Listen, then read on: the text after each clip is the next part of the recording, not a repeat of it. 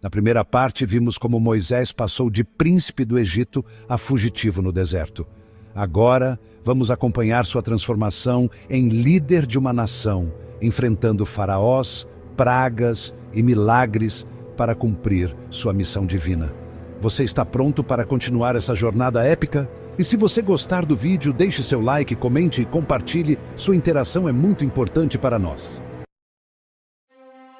Após anos como pastor no deserto de Midian, Moisés havia se acostumado à vida simples e à solidão que o ofício exigia.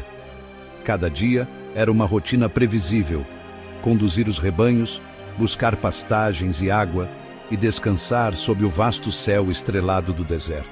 Contudo, em sua alma havia perguntas que permaneciam sem resposta. Ele se perguntava se seu destino era apenas cuidar de ovelhas, ou se aquele era o preço a pagar por seu passado no Egito. Ele não tinha ideia de que estava prestes a vivenciar o momento que transformaria sua vida para sempre. Em um dia que parecia como qualquer outro, Moisés conduziu os rebanhos para as proximidades do Monte Horebe, também conhecido como o Monte de Deus. Era uma região árida, mas havia algo peculiar naquele lugar, como se cada pedra e cada rajada de vento carregassem um significado sagrado. Enquanto caminhava, algo chamou sua atenção: um arbusto em chamas. No entanto, havia algo extraordinário naquela visão. Apesar de estar envolto em fogo, o arbusto não era consumido pelas chamas. Curioso e ao mesmo tempo apreensivo, Moisés decidiu se aproximar. Ao chegar mais perto, uma voz poderosa e celestial o chamou pelo nome: Moisés, Moisés. Ele parou imediatamente, tomado pelo medo. Era a primeira vez que ouvia a voz de Deus, e ela ressoava como trovões e sussurros ao mesmo tempo. Deus então ordenou: tira as sandálias dos pés, porque o lugar onde estás é terra santa. Tremendo, Moisés obedeceu, ajoelhando-se diante da manifestação divina. Naquele momento, Deus revelou a Moisés o propósito que ele tinha para sua vida. Eu vi a opressão do meu povo no Egito e ouvi seu clamor por causa dos seus opressores. Por isso desci para livrá-los. Deus então declarou que Moisés seria o escolhido para libertar os hebreus da escravidão e conduzi-los à terra prometida, uma terra onde mana leite e mel. Moisés, porém, ficou atordoado. Ele sabia que havia abandonado o Egito como um fugitivo e sentia-se completamente inadequado para uma missão tão grandiosa. Ele questionou: quem sou eu para ir ao faraó e tirar os filhos de Israel do Egito? Deus assegurou a Moisés que estaria com ele em cada passo. Para fortalecer sua fé, ele realizou milagres diante de seus olhos. Transformou o cajado de Moisés em uma serpente, fez sua mão ficar leprosa e curou-a em seguida. Ele também prometeu enviar Arão, irmão de Moisés, como porta-voz. Apesar das garantias divinas, Moisés ainda estava relutante, mas finalmente cedeu, aceitando o chamado com um misto de temor e obediência. O confronto com o faraó. Moisés retornou ao Egito após décadas no deserto. O que antes era sua casa, agora parecia um lugar hostil. Ele não era mais o jovem príncipe que passeava pelos corredores do palácio. Agora era um homem amadurecido pelas experiências e pelo chamado de Deus. Ao lado de Arão, ele foi recebido com desconfiança, tanto pelos hebreus quanto pelos egípcios. O faraó, um homem arrogante e seguro de seu poder, não fazia ideia do que estava prestes a enfrentar. No primeiro encontro com o faraó, Moisés e Arão transmitiram a mensagem de Deus. Assim diz o Senhor, o Deus de Israel: deixe o meu povo ir, para que me sirvam no deserto. A reação do faraó foi de desprezo.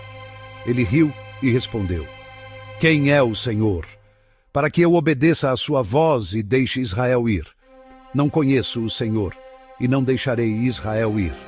A partir desse momento, começou uma batalha entre o poder divino e o orgulho humano. Aqui faremos um breve resumo sobre as pragas do Egito. Clique no card acima para ver o vídeo completo sobre as 10 pragas do Egito. Deus enviou 10 pragas ao Egito, cada uma mais devastadora que a anterior, como demonstração de seu poder. As águas do Nilo se transformaram em sangue, matando peixes e tornando impossível o uso da água. Rãs invadiram o país, seguidas por nuvens de piolhos e enxames de moscas. Depois veio a peste que matou os rebanhos, úlceras dolorosas que atingiram os egípcios e uma tempestade de granizo que destruiu plantações e casas. Gafanhotos vieram em seguida, consumindo o que restava da vegetação. Então, uma escuridão sobrenatural cobriu o Egito por 3 dias, causando pânico e desespero. A cada praga, o faraó prometia deixar os hebreus irem, mas mudava de ideia assim que a calamidade cessava. Ele estava determinado a manter seu domínio, mas a resistência tinha um custo alto. O Egito estava sendo destruído. O povo egípcio começou a questionar o faraó, temendo que mais desgraças caíssem sobre a nação. A última praga foi anunciada por Moisés: a morte dos primogênitos de todo o Egito, desde o filho do faraó até o filho mais humilde dos camponeses. Deus instruiu os hebreus a sacrificarem um cordeiro e a marcarem suas portas com o sangue, para que o anjo da morte passasse sobre suas casas. Essa noite, conhecida como a Páscoa, foi marcada por um silêncio tenso entre os hebreus e um luto devastador entre os egípcios, pois todos os lares sem o sangue na porta perderam seus primogênitos. Após a última praga, o faraó finalmente cedeu. Ele ordenou que os hebreus saíssem do Egito imediatamente. O povo, liderado por Moisés, partiu às pressas, carregando o que podiam e levando consigo os ossos de José, conforme prometido séculos antes. Foi uma saída grandiosa, centenas de milhares de homens, mulheres e crianças atravessando o deserto rumo à liberdade. Mas a libertação não veio sem desafios. Arrependido de ter libertado os escravos, o faraó reuniu seu exército e perseguiu os hebreus. Eles alcançaram o povo às margens do Mar Vermelho, onde parecia que não havia escapatória. Foi nesse momento que Deus realizou um dos maiores milagres da história: a abertura do Mar Vermelho. Sob as ordens de Moisés, o mar se dividiu, formando paredes de água e um caminho seco pelo qual os hebreus atravessaram. Quando os egípcios tentaram segui-los, as águas voltaram, destruindo o exército do faraó. A vitória foi celebrada com cânticos e danças, liderados por Miriam, a irmã de Moisés. Eles estavam finalmente livres, mas essa era apenas a primeira etapa de sua jornada. Agora começava o desafio de se tornarem uma nação independente, guiados por Deus por meio de Moisés. O Egito estava atrás, mas o futuro era incerto. Moisés sabia que grandes desafios ainda os aguardavam, mas confiava que aquele que os libertou os guiaria até a terra prometida. Durante a jornada no deserto, Deus chamou Moisés ao Monte Sinai para entregar as tábuas dos 10 mandamentos, escritas por seu próprio dedo, representando a aliança com Israel. Enquanto Moisés permanecia no monte por 40 dias, o povo, impaciente, convenceu a Arão a fazer um bezerro de ouro, traindo a fidelidade ao Senhor. Ao descer e ver a idolatria, Moisés quebrou as tábuas em um gesto de indignação e destruiu o ídolo, repreendendo o povo por sua desobediência. Moisés intercedeu junto a Deus, que em sua misericórdia deu uma nova chance e entregou um segundo conjunto de tábuas. Quando Moisés desceu, seu rosto brilhava com a glória divina, e o povo compreendeu a importância de respeitar a aliança. Os 10 mandamentos tornaram-se o fundamento moral e espiritual do povo, reafirmando sua relação com Deus e sua responsabilidade como nação escolhida. A jornada do povo hebreu pelo deserto, sob a liderança de Moisés, foi marcada por desafios, vitórias e lições profundas. Após 40 anos vagando por terras áridas, o povo finalmente se aproximava da terra prometida. a terra de Canaã.